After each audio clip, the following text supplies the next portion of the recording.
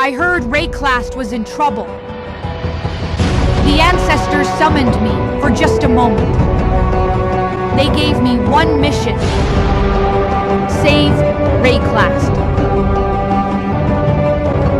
My name is Aang. I am the Avatar. I am the Last Airbender. Hey guys, I hope all is well. I am back at it again with another off-meta build here in Path of Exile 2, the Third Edict. This is honestly my strongest character yet, and this is a build I've been wanting to make as soon as I took a look at the Monk when the game first came out, and I saw what it could do with the quarterstaff and all.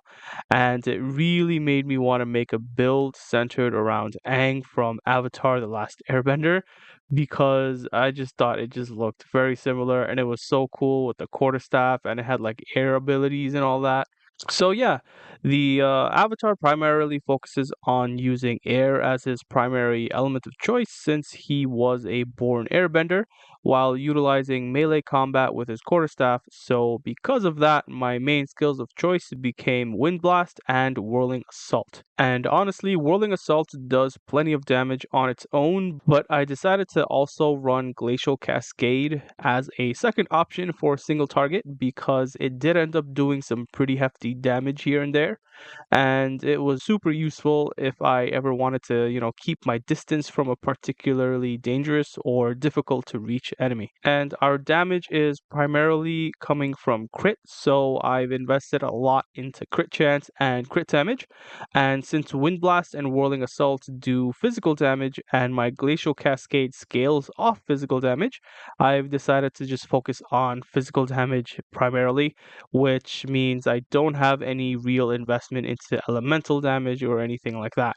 Then occasionally I drop my bell to accelerate my damage in a crowd or against a boss, and I'll use Killing Palm to also occasionally finish things off. It also generates me a power charge. And then just for fun, I've included Falling Thunder, since I do get power charges occasionally here and there. I don't use it too much, honestly. It's just satisfying to pop off sometimes if I ever do get to 3 power charges with my Killing Palm, so it does some extra stuff basically. So that's the build. It's Phys-based crit damage using Wind Blast, Whirling Assault, and occasionally Glacial Cascade. Pretty simple, very straightforward, very easy to follow and understand for any new Monk players, as this is pretty much my first time ever playing Monk, and I was still like, navigating, figuring things out. And this route was actually pretty damn easy, honestly. And you don't even have to worry about any power charges or any charge generation or charge manipulation at all, for that matter, like some of the other Monk builds out there, which honestly are more meta, way more meta than this build. But, I don't like to go that route. And I know a lot of people are running hollow palm technique right now, and I was interested at first, and I did actually try it, but in the end, I didn't want to jump on everyone else's bandwagon, so I said, screw that, I'm doing my own thing. I'm gonna play how I want to play, and I want to see how far I can take it. And overall, the build doesn't have, the best AoE clear speed compared to the meta monk builds that I see, but I'd say the single target is definitely strong. Me saying that, comparing it to the other builds I've made in the past, it got me through everything from league start to endgame, killed all the endgame bosses very comfortably, including the new Abyss boss at full strength, and can definitely push into higher tiers of bosses for sure. I did do a tier 2 King of the Mist, but I definitely, there's definitely a lot more improvements that I can make in the build for sure. In terms of gear, honestly, the most expensive thing is my quarterstaff. I'll show you guys later. Everything else is pretty much, found it off the ground or bought it for very cheap. It's really easy to get this build going. And if you like what you're hearing so far, please like, comment, and subscribe. I do a lot of Path of Exile videos. I do always make my own builds. I usually don't ever play meta builds, and I just have a ton of fun making and playing and showcasing all these builds that I'm doing. So yeah, while leveling the monk itself, the whole leveling experience and process is very easy. Just use Glacial Cascade, Falling Thunder, and Killing Palm to start. So you pick up Glacial Cascade, You link it to cold attunement and concentrated area as soon as you get some support gems. And then when you get another skill gem, you get Falling Thunder with lightning attunement and Fist of War. And then link Killing Palm with Charge Profusion and Soul Drain. Then once you get Tempest Bell, link that with Magnified Area. And then once you get Wind Blast, link it with Brutality and Mana Leech, so you can cast it very comfortably. Having to always rely on Mana Flask isn't the most comfortable playstyle, so it's a very nice quality of life to have your main attack skill.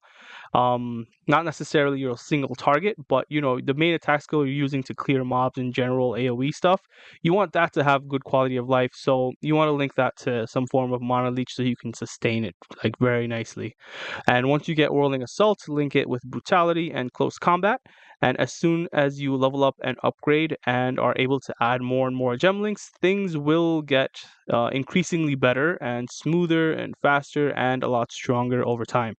And lastly, for my auras, I ran with Wind Dancer, and at first I rolled with Herald of Ash, but eventually, once I was able to get a curse setup, I just linked Enfeeble to Blasphemy for some extra defense, which definitely helps with survivability and boosts the thickness here, since we are only like 2k life.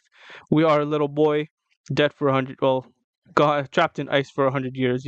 We're not the strongest, thickest, macho man out there. We are very not very squishy, but we are more on the squishy side. One thing to note though is when you're starting out on the passive tree, don't get the crit nodes while you're leveling. Focus more on the attack damage and melee damage nodes, and once you get better crit on your gear later on, then you switch out those general damage nodes for the crit nodes. And one last thing to note is that as I got to higher levels, I'd recommend stocking up on some Omens of Resurgence and Omens of Amelioration to help keep you alive and prevent you from losing too much experience while getting through your level 80s and pushing into your level 90s. So as I mentioned earlier, for the gear, it's super easy. You don't need anything complicated or any uniques or any kind of combos or whatever. You don't need anything special. Just get life, resistances, and evasion on your armor. Get as much Phys damage, crit damage, and attack speed as possible you can on your quarterstaff. And then life and resistances and flat damage on your jewelry. And that's pretty much it. Very simple, very straightforward. One thing to note is getting plus ranks to attack or plus ranks to melee skills is a luxury. So don't sweat it if you can't get it, but it's definitely going to boost your damage by a lot. And you can get these affixes on your quarterstaff, your amulet, and I think your gloves as well. And for the skill tree, like I said early while leveling, you're going to want to avoid the crit nodes and come back to them later. Other than that, the final tree will be focusing on crit chance and crit damage, with some general attack, melee, or Phys damage here and there. And then as you get to late game, you definitely want to focus on getting evasion nodes and deflection nodes for survivability.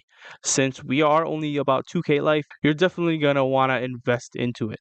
I'd say about 40 to 50% evasion and at least like 15 to 20% deflection should make things feel more comfortable. You should not be dying much at all unless you're, face tanking constantly or you're charging head first. Very bad idea. We aren't tanks, we aren't barbarians, and we aren't warriors. We don't have block chance. You can't risk that kind of stuff. You gotta, you gotta be like Aang. You gotta like dash and weave. You gotta be light on your feet and be able to move around and just evade. That's the best strategy here for defense. So for my ascendancies, it's pretty funny actually because I've only ascended twice just to get elemental expression, and I stayed at that, and I rolled with just those two ascendancies until I got to like level 80 because that's literally all I needed. And I got those two ascendancies actually also relatively early. I think like in my 20s or 30s from what I remember. I did the Trial of Sekimas and then I did a Trial of Corruption very early, I think. And then boom, two ascendancies right there. Got elemental expression, was able to do a lot more damage just through proccing that, because at that point you start to get some melee, some crit gear, so it's not too bad. And then once I got to my 80s, I felt like I might as well get some extra damage since I was getting more capable of being able to do my third ascendancy. So I got just extra cold damage, And then once I hit level 90, I got the extra lightning damage. And once I got to 80 and 90 respectively, the level 3 Trial of Sekimas that I did to unlock my third Ascendancy, that was very easy. And as you saw in the video early on, I killed the Trial Master to get my final fourth Ascendancy, and everything was just super easy, super smooth.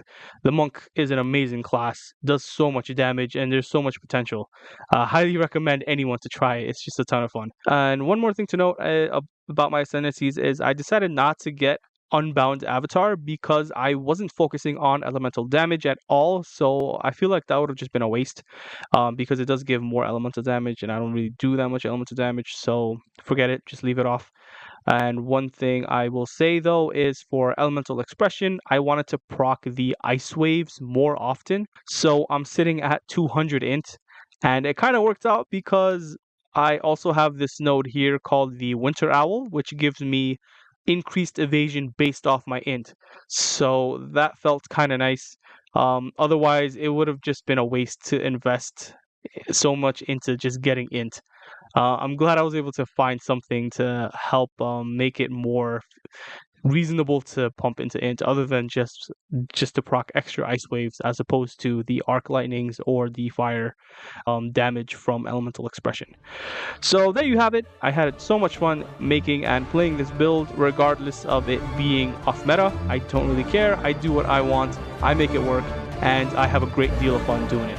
And with that being said, I will leave you with the fastest Arbiter I've ever done. So please enjoy, and I'll see you guys next time.